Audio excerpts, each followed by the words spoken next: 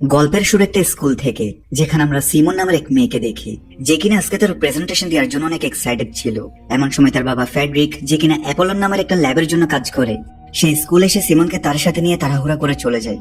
ফ্রেডরিকের কাছ থেকে আমরা জানতে পারি শীঘ্রই পৃথিবীতে এমন একটা ভয়ঙ্কর বৃষ্টি শুরু হবে, যেটার স্পর্শে আসার কারণে মানুষ মারা যাবে। এতক্ষণে পুরো শহরের আকাশ মেঘে ছেয়ে যেতে শুরু করে। ফ্রেডরিক তার স্ত্রী এবং ছেলেকেও তাদের সাথে গাড়িতে নিয়ে নেয়, কিন্তু তারা কেউই তখন জানতো না তারা আসলে কোথায় যাচ্ছে। আর এই তাড়াহুড়ায় তাদের গাড়িটাও রাস্তায় অ্যাক্সিডেন্টের শিকার হয়। ফ্রেডরিক তার স্ত্রীকে দৌড়ে পালাতে বলে। তাদেরকে পালাতে দেখে তাদের পেছন পেছন এক ব্যক্তিও, যার সাথে তাদের গাড়ির অ্যাক্সিডেন্ট হয়েছে, সেও তাদেরকে ফলো করে আসতে থাকে। কিছুক্ষণ পর তারা জঙ্গলের একেবারে মাঝখানে একটা বাংকারে এসে পৌঁছায়, যেটাকে ফ্রেডরিকেরই কোম্পানি অ্যাপোলন তৈরি করেছিল। এবং তাদের সেখানে পৌঁছানোর পরপরই বাইরে বৃষ্টি শুরু হয়। কিন্তু ফ্রেডরিকের পুরো পরিবার বাংকারের ভেতর একেবারে নিরাপদ ছিল। ফ্রেডরিক তার পরিবারকে সে বাংকারের ভেতর রেখে নিজে বাংকারের বাহিরে তার ল্যাবের উদ্দেশ্যে রওনা হয়। এবং যাওয়ার পূর্বে সে সিমনকে বলে যায় কোনো মতেই যেন তারা এই বাংকার থেকে বাহিরে না যায়। সে আরো বলে সিমনের ছোট ভাই রাসমাস তাদের জন্য অনেক বেশি ইম্পর্টেন্ট, তাই যে কোনো মূল্যে সিমন যেন তারা দেখভাল করে। সে যাওয়ার পরে সিমন তার মোবাইল দেখে জানতে পারে বাহিরে যে সকল মানুষ বৃষ্টির পানির স্পর্শে আসছে তারা সাথে সাথেই মারা যাচ্ছিল। এই ব্যাপারে সিমনের মাও কোনো কিছু জানতো না, তাই সে তাদেরকে তাদের বাবার ফেরত আসার জন্য অপেক্ষা করতে বলে। এমন সময় তারা দরজা একটা শব্দ শুনতে পায়। সিমন এবং রাসমাস দরজা খুলতে চাইলেও তাদের মা তাদেরকে আটকায় এবং বলে এটা তাদের বাবা হতে পারে না, কারণ তার কাছে অবশ্যই দরজার পাসওয়ার্ড আছে। আর যদি এটা অন্য কেউ হয়ে থাকে তাহলে বৃষ্টির পানির স্পর্শ আসার কারণে সে এমনিতেও মারা যাবে। কিন্তু রাসমাস এবং সিমন তাদের মায়ের বারণ করার সত্ত্বেও দরজা খুলে দেখতে পাই বাহিরে সেই লোকটা ছিল, যে কিনা তাদের পিছু করেছিল।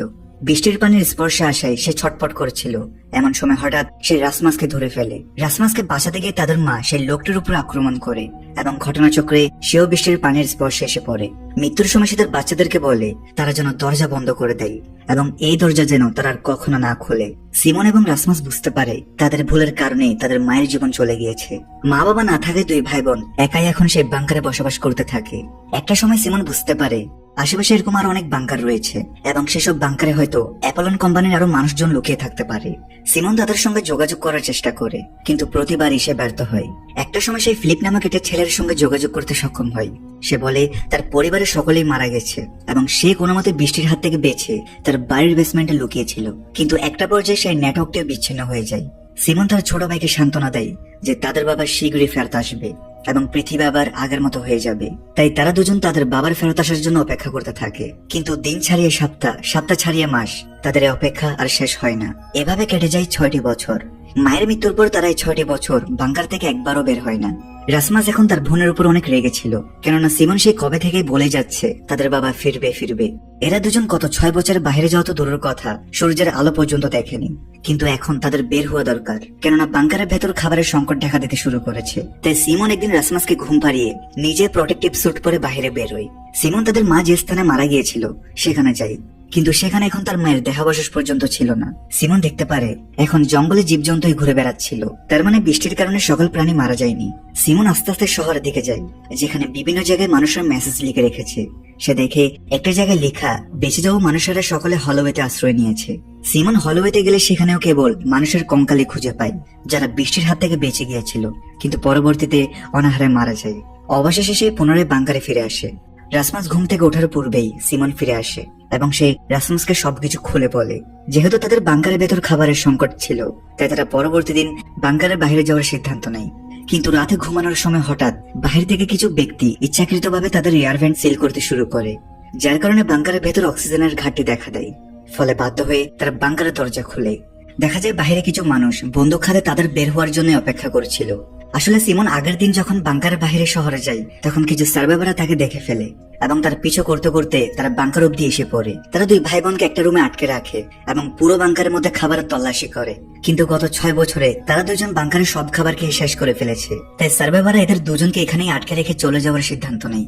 এমন সময় তারা সেই দলটির লিডার মার্টিনকে বলে আশেপাশে এরকম আরো বাংকার আছে এবং সেগুলোতে পর্যাপ্ত পরিমাণ খাবারও ছিল। সেই বাংকারগুলোর লোকেশন কেবল তারাই জানে, তাই তারা চাইলে তারা একসাথে সে বাংকারগুলোতে যেতে পারবে খাবারের সন্ধানের জন্য। এই কথা শুনে মার্টিন বাধ্য হয়ে তাদের দুজনকেও তাদের দলে নিয়ে নেয় এবং সেই বাংকারগুলোর উদ্দেশ্যে রওনা হয়। চলার পথে মার্টিন তাদেরকে বিগত 6 বছরের ঘটনা বলতে থাকে, যে কিভাবে বৃষ্টির কারণে প্রায় 90% মানুষ মৃত্যুবরণ করে এবং তারপর আর 10% মানুষ মৃত্যুবরণ করে খাদ্যের অভাবে। বেঁচে থাকার জন্য মানুষ এখন একে অপরকে মারতে শুরু করে তাই এখন তাদের একমাত্র শত্রু কেবল সেই টক্সিক বৃষ্টি নয়, বরং অন্য মানুষরাও। আমরা আরো জানতে পারি মার্টিন অতীতে একজন সোলজার ছিল। বৃষ্টিতে তার দলের সকলে মৃত্যুবরণ করে এবং সে একাই জীবিত থাকে। পরবর্তীতে তার সাথে দেখা হয় প্যাট্রিকের, যে কিনা মার্টিনের মতোই অস্ত্র চালাতে পারত। এভাবেই আরো 3 জনের সঙ্গে তাদের দেখা হয় এবং তাদের গ্রুপ 5 জনের হয়ে যায়, আর তারা একসাথেই থাকতে শুরু করে। তাদের গ্রুপে বিয়ারটিস নামক এক মেয়েও ছিল, যে কিনা মার্টিনকে পছন্দ করত। সিমন এবং রাসমাসের কারণে এখন তাদের দলের সংখ্যা বেড়ে 7 জনে দাঁড়ায়। তারা একসঙ্গে সেই বাঙ্কার উদ্দেশ্যে রওনা হয়। অনেকদিন পরে বাঙ্কার থেকে বের হয়ে রাসমাস থেকে বেশ ভালোই লাগছিল, কিন্তু এমন সময় তাদের সামনে কয়েকটি গাড়ি আসে। মার্টিন তাদেরকে সকলকে তখন লুকিয়ে পড়তে বলে। আমরা জানতে পারি এই গাড়িগুলো ছিল অন্য সার্ভাইভারদের, যারা কিনা বেঁচে যাওয়া সার্ভাইভারদের কিডন্যাপ করে নিয়ে যায় এবং তারা আজ একটা মেয়েকে অনুসরণ করছিল। মার্টিন এসব উপেক্ষা করে নিজের দলকে নিয়ে অন্যদিকে যেতে চায়, কিন্তু সিমন বলে তাদের উচিত সেই মেয়েটাকে সাহায্য করা, এবং এই কথা বলে সে নিজে সেই মেয়েটাকে বাঁচাতে এগিয়ে যায়।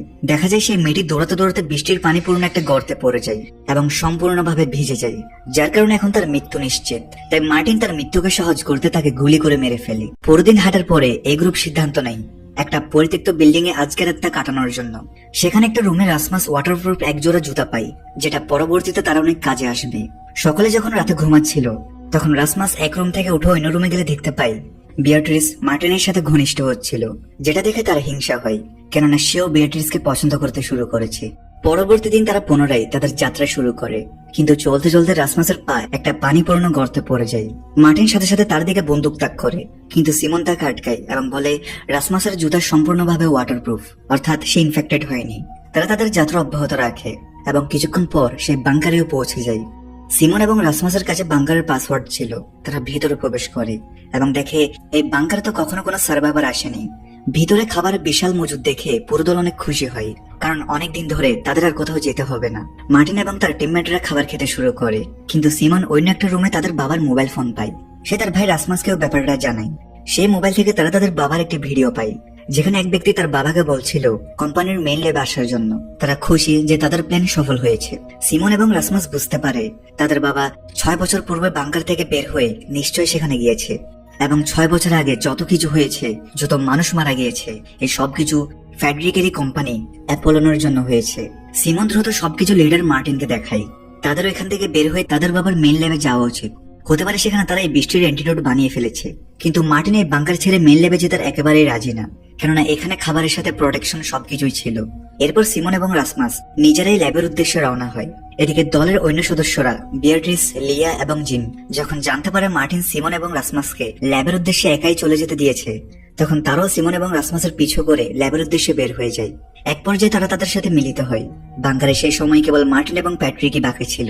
অন্যদিকে সিমন, রাসমাস, বিয়াট্রিস, লিয়া এবং জিন একসাথে শহরের পর শহর পার করছিল। এই জার্নিটা তারা অনেক উপভোগ করতে শুরু করে, কেননা এখন তাদের এই পরিস্থিতি থেকে একটা বাঁচার আশা ছিল।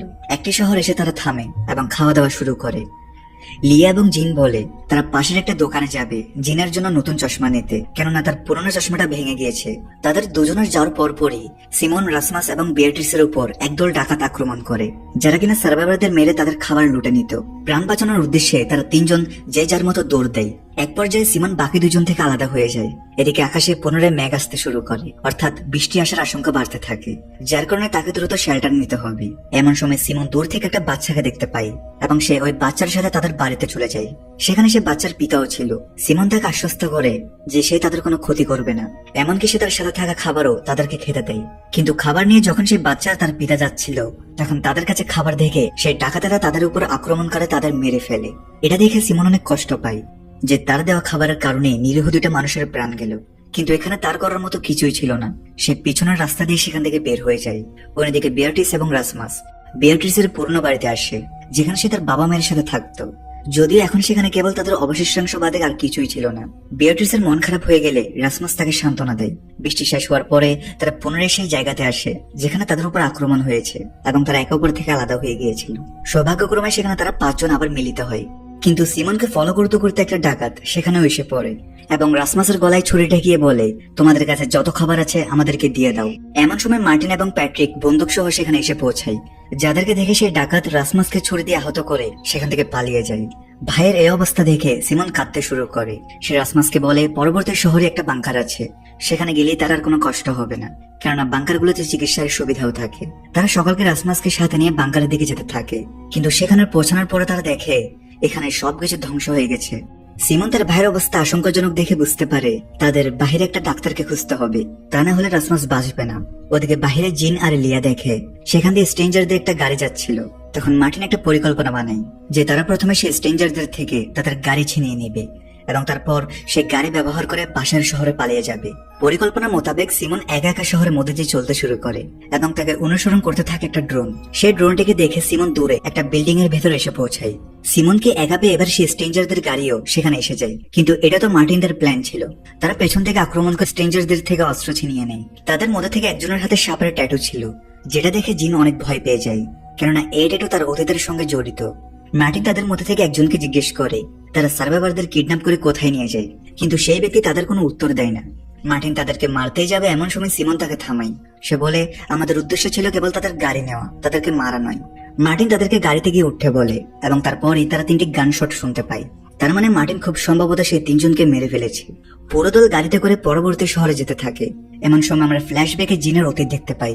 জানা যায় শুরুতে জিন একটা পরিবারের সাথে থাকতে শুরু করে, কিন্তু হঠাৎ একদিন স্ট্রেঞ্জারদের গাড়ি তাদের কাছে আসে এবং তারা সেই পরিবারের সকলকে তাদের সঙ্গে নিয়ে যেতে চায়। পরিবারের হেড তাদের সঙ্গে যেতে রাজি না, ফলে সেই স্ট্রেঞ্জারদের থেকে একজন তাকে গুলি করে মেরে ফেলে। গুলি যে ব্যক্তি করেছিল তার হাতে ঠিক একই রকম সাপের ট্যাটু আঁকা ছিল। পরে জিন সে ঘর থেকে একটা বাচ্চাকে নিয়ে একটা স্থানে লুকিয়ে পড়ে, যেন বাচ্চাটার শব্দে স্ট্রেঞ্জারদের পর্যন্ত না পৌঁছায়।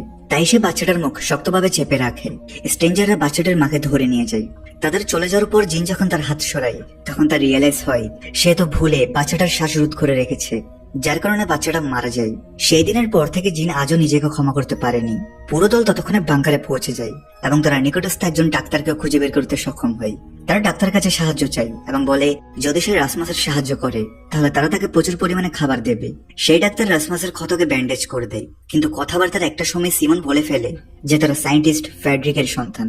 ফ্রেডরিকের নাম শুনতে ডাক্তার হঠাৎ তাদেরকে বলে রাসমাসকে একটা ছোট ইনজেকশন দিতে হবে এবং এই জন্য তাকে এবং সিমনকে ডাক্তারের সাথে বাংকারে আসতে হবে।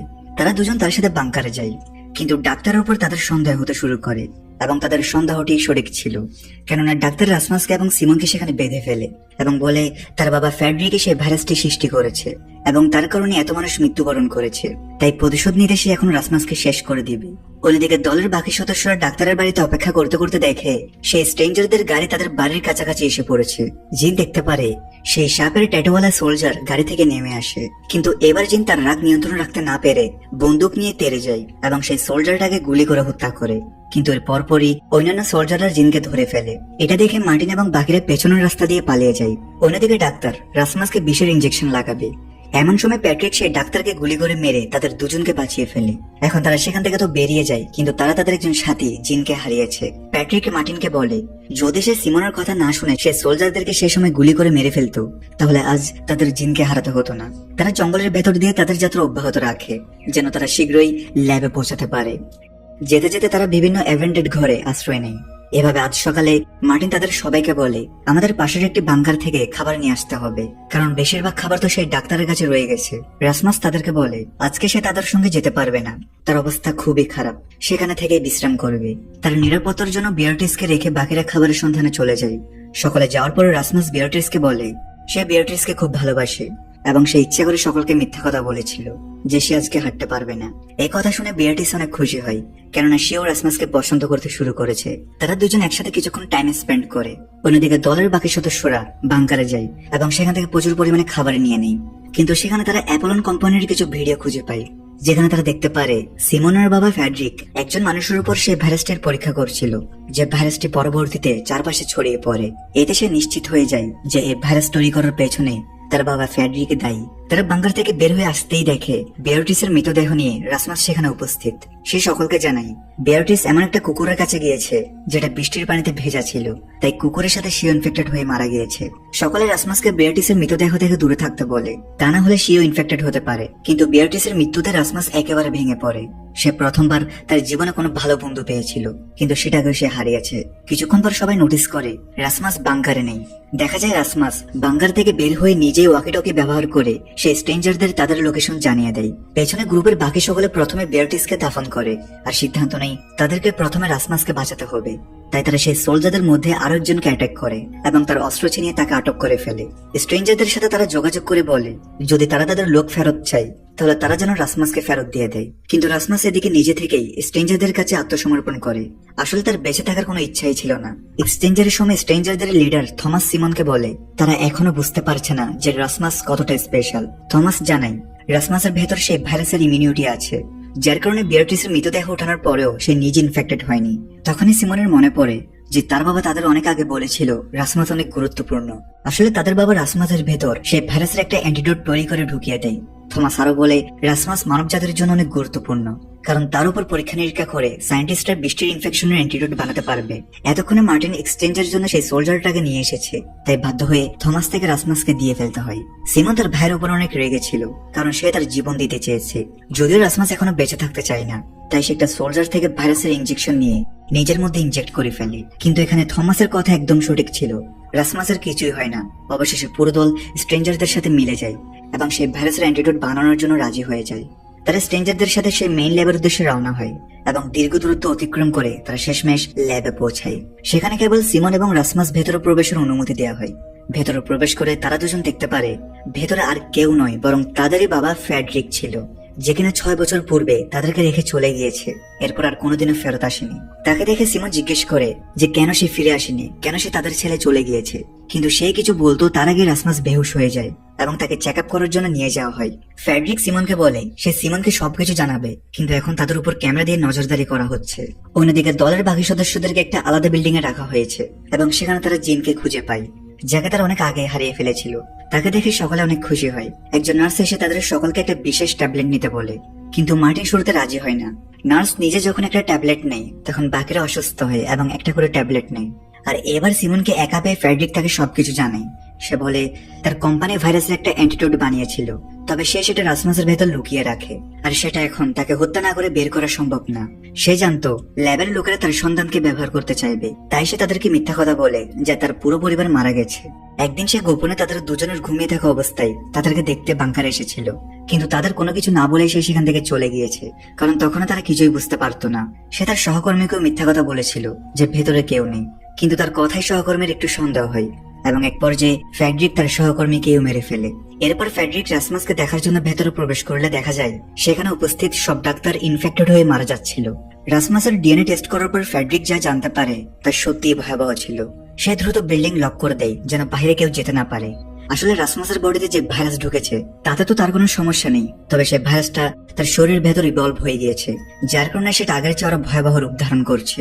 রাসমাস এখন নিজেই সেই ভাইরাসের সবচেয়ে বড় বাহক হয়ে গেছে, তাই যে সকল ডাক্তার তার চিকিৎসা করছিল তারা সকলেই মারা যায়। ফ্রেডরিক সিমনকে বলে সে যেন এখনই তার বন্ধুদের নিয়ে এই ল্যাব থেকে বেরিয়ে যায়, কিন্তু সে রাসমাসকে কোনোভাবে এই ল্যাব থেকে বাইরে যেতে দিতে পারবে না। কিন্তু সিমন ভিডিওগুলো তার বন্ধুদেরকে সব জানিয়ে দেয় এবং বলে তাদের যে কোনো মূল্যে রাসমাসকে বাঁচাতে হবে, তা না হলে তাদের বাবা রাসমাসকে প্রাণে মেরে ফেলবে। সিমন রাসমাসকে নিয়ে সেখান থেকে পালাতে শুরু করে, কিন্তু মেইন গেটে ফ্রেডরিক নিজে বন্দুক নিয়ে দাঁড়িয়ে ছিল। মার্টিন তাকে বোঝানোর চেষ্টা করে, কিন্তু ফ্রেডরিক তার কাঁধে গুলি করে দেয়। এতে সিমন ফ্রেডরিকের উপর ঝাঁপিয়ে পড়ে। ততক্ষণে প্যাট্রিক একটা গাড়ি নিয়ে সেখানে পৌঁছায় এবং তারা সকলে সে গাড়িতে চড়ে সেখান থেকে পালিয়ে যায়। পথে একটা স্থানে থমাস তাদেরকে আটকে ফেলে এবং তাদের জানাই এই বাউন্ডারির বাইরে তারা যেতে পারবে না। তাদেরকে শুরুতে যে ট্যাবলেটটা খাওয়ানো হয়েছে সেই ট্যাবলেটের কারণে ন্যানোসেল তাদের মস্তিষ্ক পর্যন্ত পৌঁছে গেছে এবং তারা যদি এই বাউন্ডারির বাইরে যায় তাহলে সেই ভাইরাসটি অ্যাক্টিভেট হয়ে যাবে, যাতে করে তাদের সকলের মৃত্যু ঘটবে। যেহেতু সিমন আর রাসমাস কোনো ট্যাবলেট নেয়নি, তাই তারা বাউন্ডারির বাইরে যেতে পারবে। দলের সকলে তাদের দুজনকে এখান থেকে পালাতে বলে, কিন্তু সিমন তাদেরকে রেখে যেতে রাজি না এবং সে বলে তারা এই বাউন্ডারির ভেতরে কোনো জায়গায় লুকিয়ে পড়বে। অন্যদিকে আমরা দেখি অ্যাপোলন কোম্পানির হেড একটা মিটিং এ সকলকে বলে সেই ভাইরাসের ব্যবহার সফল হয়েছে, এখন এটাকে তারা তাদের সুবিধার্থে ব্যবহার করতে পারবে। আর এই থ্রিলিং এন্ডিং এর সাথে পার্ট 1 এখানেই শেষ হয়। ভিডিও ভালো লাগলে লাইক করে দাও, আর তোমরা যদি সেকেন্ড পার্ট দেখতে চাও তাহলে ভিডিওতে লাইক করে কমেন্টে পার্ট 2 লিখে দাও। দেখা হচ্ছে পরের ভিডিওতে। সবাই ভালো থাকো, সুস্থ থাকো।